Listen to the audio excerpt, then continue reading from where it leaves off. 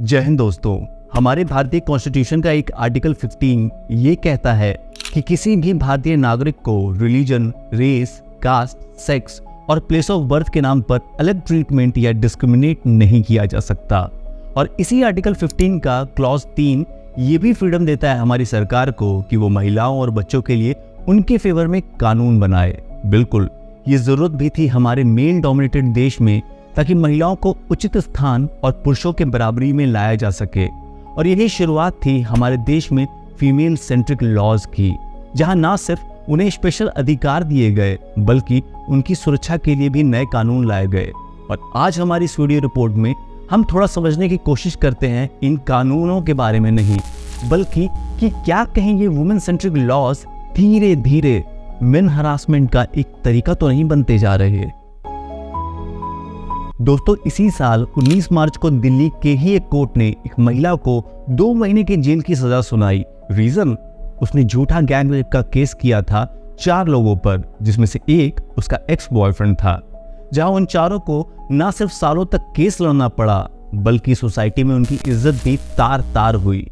अब चलते सीधे गोवा, जहां का एक ऐसा केस जहां सोशल मीडिया के थ्रू मिलने के बाद फेक रेप केसेस का नाम लेकर 2 लाख रुपए डिमांड कर रही थी ये लड़कियां, जिन्होंने ऐसे बहुत सारे रेप कंप्लेंट दर्ज किए हैं गोवा और गुजरात दोनों राज्यों में।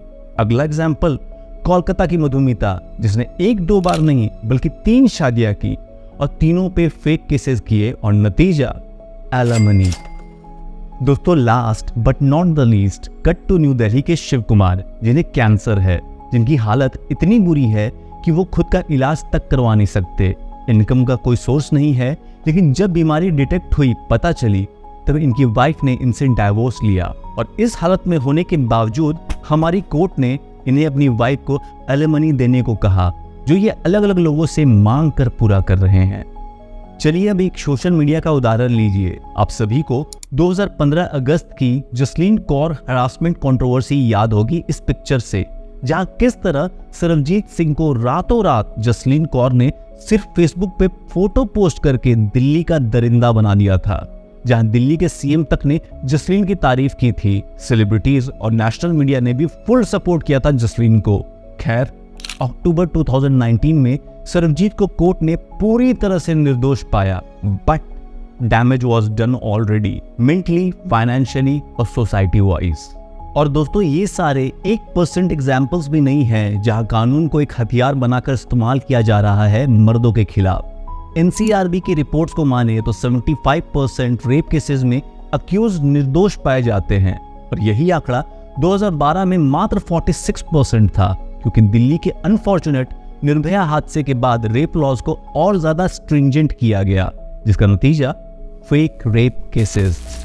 दोस्तों, चाहे वो लीगल एक्सपर्ट्स हों या मेरी खुद की लीगल फ्रेटर्निटी के लोग, सब यही मानते हैं कि जिन लॉज को फीमेल्स की सुरक्षा के लिए बनाया गया, उन्हें मिसयूज किया जा रहा है छोटी छोटी तूतू में या फिर दुश्मनी निकालने के लिए।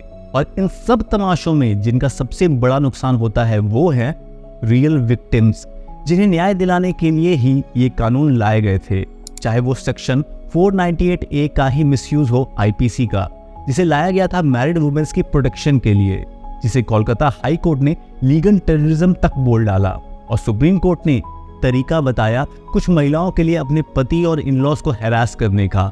Main right activist Deepika Narayan Bhardwaj की डॉक्यूमेंट्री मार्टियर्स ऑफ मैरिज एक परफेक्ट पिक्चर दिखाती है सेक्शन 498 के मिसयूज की और उससे होने वाली खराब जिंदगियों की।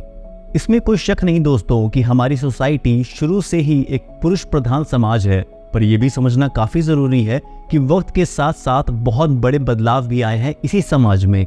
इसीलिए वुमेन एम्पावरमेंट के नाम पर मेल पॉपुलेशन को हमेशा फेक केसेस के डर में रखना कितना सही हो सकता है। और रियल विक्टिम्स, जिनके लिए ये लॉज बनाए गए थे, लाए गए थे, उन्हें भी लोग एक अपॉर्चुनिस्ट के रूप में देखते हैं। क्यों? इन झूठे केसेस के कारण।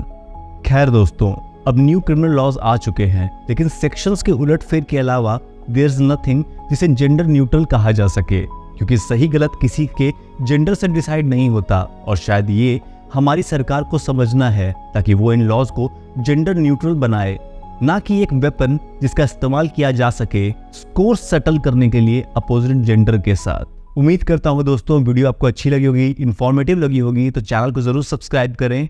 मिलते हैं एक और इन्फॉर्मेटिव वीडियो में बहुत जल्द। तब तक के लिए जय हिंद।